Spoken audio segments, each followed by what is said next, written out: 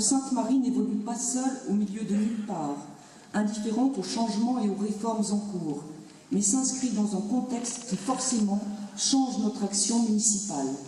L'avenir de notre commune et l'avenir de notre île sont liés. La mutualisation et le regroupement des compétences sont essentiels dans l'avenir de notre île et les compétences de la CDC vont s'affirmer. Si depuis 7 ans, le rôle essentiel de la CDC est unanimement reconnu, c'est grâce à la vision d'avenir de Lionel Quillet qui a su la porter et nous la faire partager. La communauté de communes de l'île de Ré est une réussite, son statut indispensable pour que sa pérennité soit définitivement acquise. Le plan local d'urbanisme que nous souhaiterions approuver en fin d'année devra prendre en compte la réduction du résiduel constructible qui passera de 44 hectares constructibles à 20 hectares. L'élaboration de ce document, auquel s'ajoute le plan de prévention des risques naturels, est rigoureuse et s'appuiera sur l'équilibre nécessaire, préservant douceur de vie et dynamisme. Quelques mots sur le plan de prévention des risques littoraux. Je suis sûre qu'une solution juste et réaliste sera trouvée par l'écoute et dans le dialogue. L'île de Riche, que l'on décrit souvent depuis les médias du continent, n'est pas la réalité de la vie permanente. Les rétés, les marités sont des battants. Nous sommes pleins de ressources si nous savons agir ensemble. Dans la nuit de Xynthia, à 3h30 du matin, le 28 février 2010, 285 maisons inondées sur 15 rues. La protection contre les risques de submersion est acquise et la réalisation des travaux est prévue sur 2 ans, 2015 et 2016. Nous commencerons de ces travaux le 15 septembre de cette année. Même si, au-delà de ces dates, des contraintes demeureront. Ces contraintes, nous les avons intégrées dans notre politique future, car il en va de la sécurité des personnes et des biens. Ce n'est pas le cas sur toutes les communes, particulièrement de l'île de Ré. La presse locale rapportant chaque semaine des déclarations d'opposition au futur plan de prévention des risques littoraux.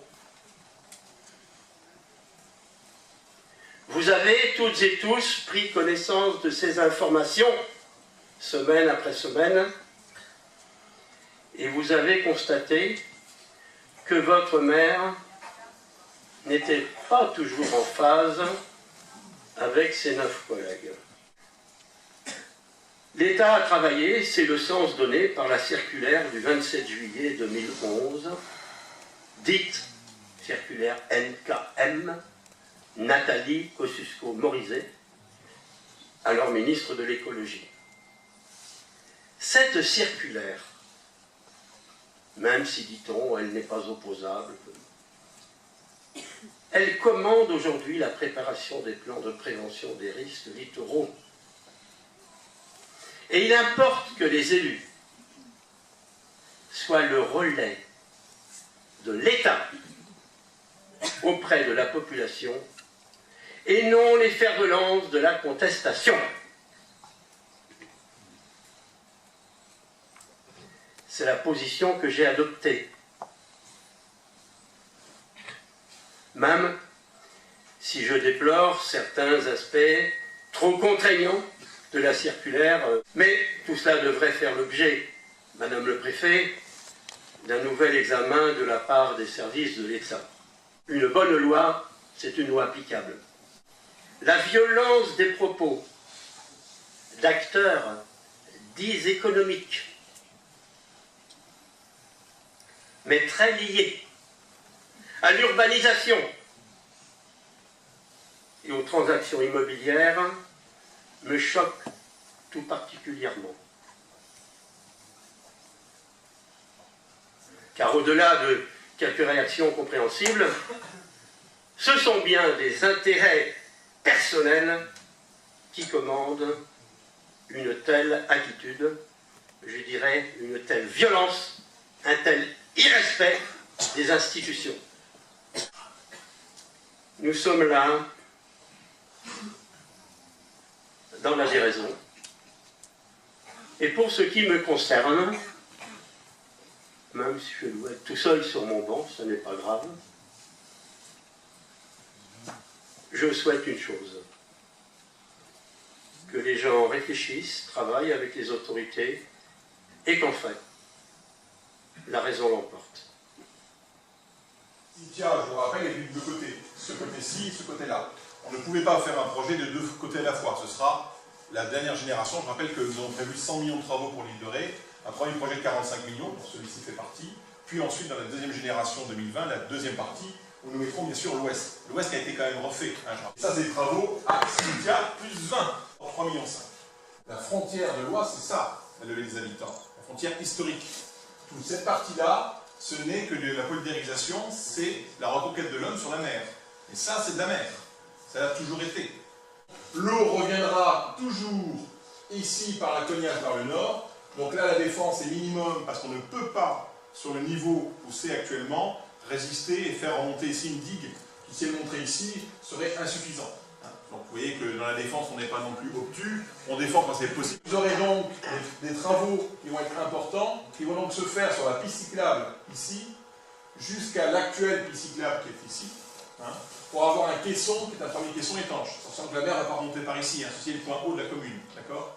Je vous rappelle, dans la commune de sauvegarde, on profite, que si jamais il y avait un risque ou une alerte, le point de regroupement, c'est le camping et la zone artisanale. C'est le point le plus haut de la commune.